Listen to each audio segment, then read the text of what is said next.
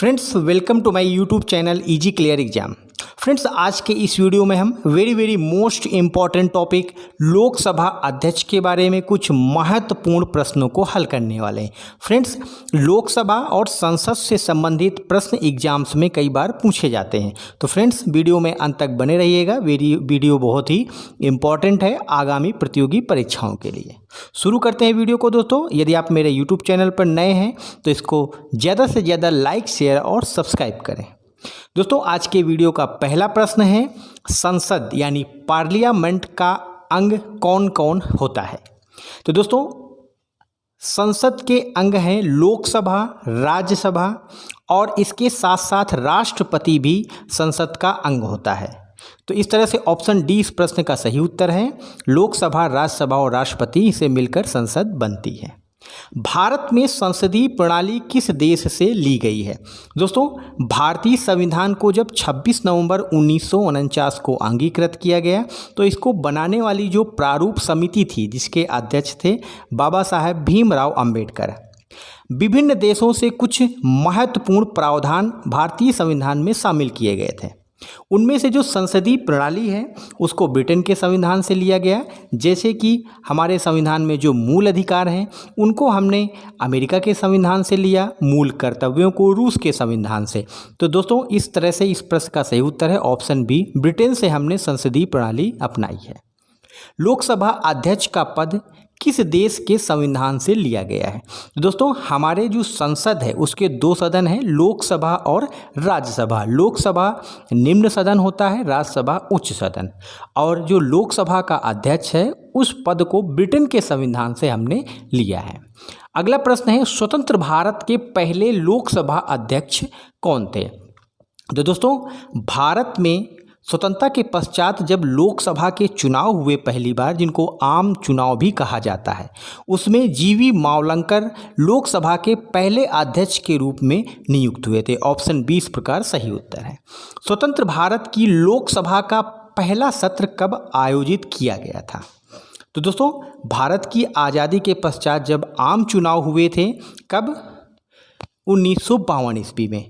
तो दोस्तों 13 मई को लोकसभा का पहला सत्र हुआ था। तो इस तरह से ऑप्शन बी सही उत्तर है, 13 मई 1952।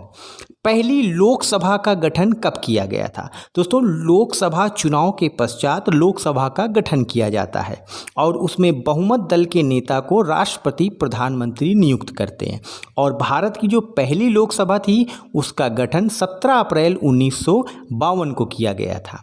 अगला प्रश्न है, लोकसभा के बहुमत दल के नेता को क्या नियुक्त किया जाता है। दोस्तों जैसे ही आम चुनाव होते हैं और उसके पश्चात लोकसभा में जिस दल का बहुमत होता है या फिर गठबंधन का जो बहुमत होता है उसका जो नेता होता है उसको प्रधानमंत्री राष्ट्रपति के द्वारा नियुक्त किया जाता है। लोकसभा अध्यक्ष का कार्यकाल कितना होता है। दोस्तों लोकसभा अध्यक्ष का कार्यकाल आमतौर पर 5 वर्ष के लिए होता है।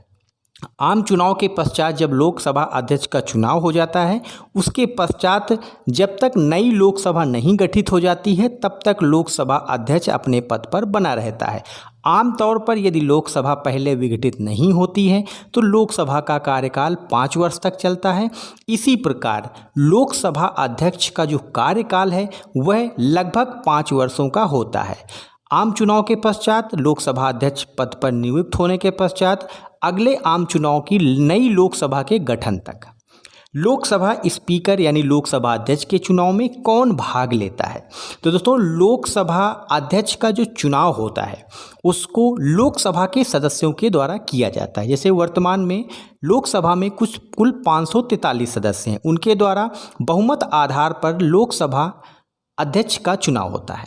अध्यक्ष का चुनाव लोकसभा द्वारा अपने सदस्यों के बीच में से किया जाता है। इसका अर्थ यह है कि लोकसभा के केवल मौजूद सदस्य ही लोकसभा के अध्यक्ष के रूप में चयनित होने के पात्र हैं।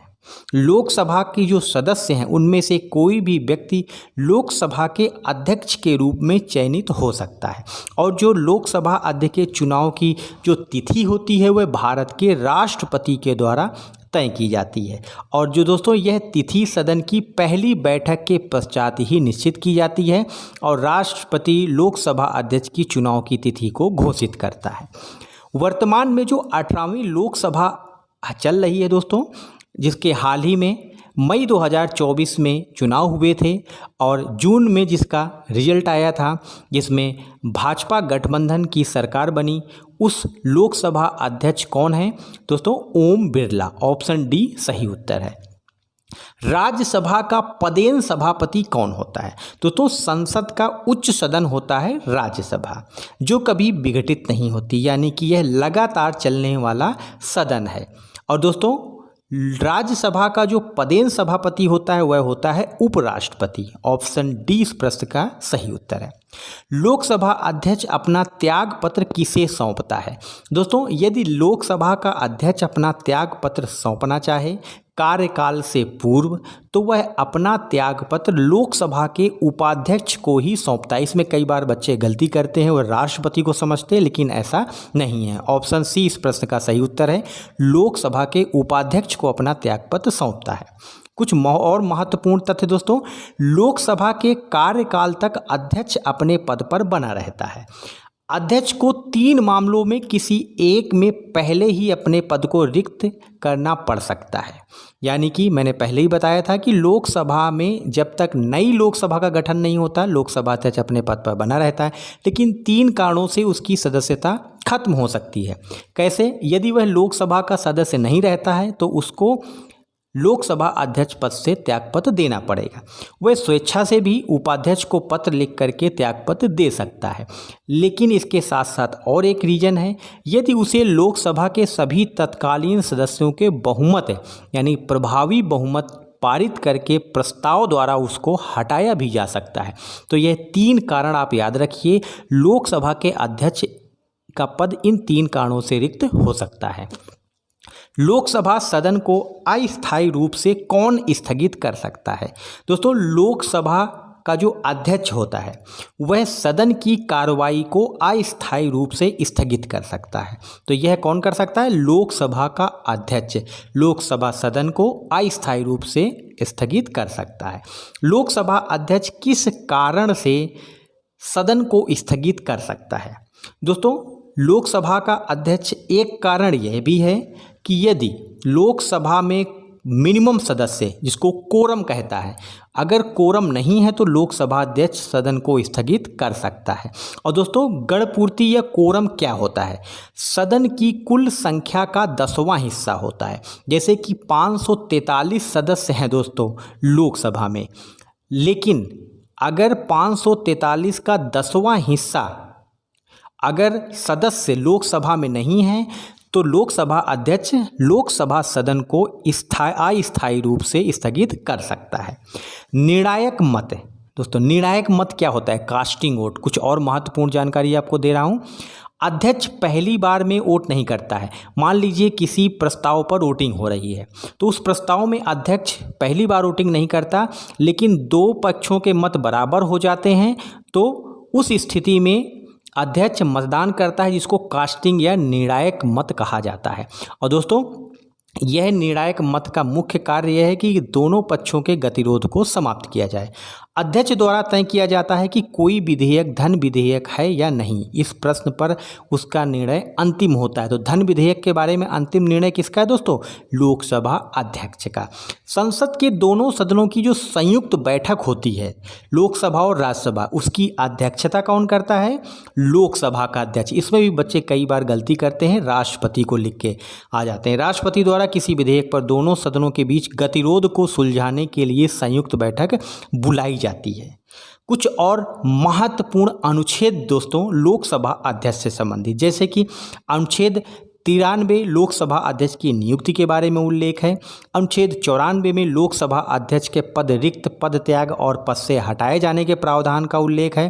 अनुच्छेद 95 में लोकसभा अध्यक्ष की शक्तियां और दायित्व का उल्लेख है। अनुच्छेद 96 में निष्कासन प्रस्ताव के दौरान अध्यक्ष नहीं रहना, इसका उल्लेख है। लोकसभा अध्यक्ष के वेतन भत्तों के बारे में 97 अनुच्छेद में 108 अनुच्छेद में दोनों सदनों की संयुक्त बैठक की अध्यक्षता कौन करेगा, इसके बारे में उल्लेख है। और 111 में धन विधेयक के बारे में अंतिम निर्णय लोकसभा अध्यक्ष का होगा, इसके बारे में उल्लेख है। तो दोस्तों, यदि वीडियो आपको अच्छा लगा हो तो इसको ज़्यादा से ज़्यादा लाइक शेयर और सब्सक्राइब करें। धन्यवाद।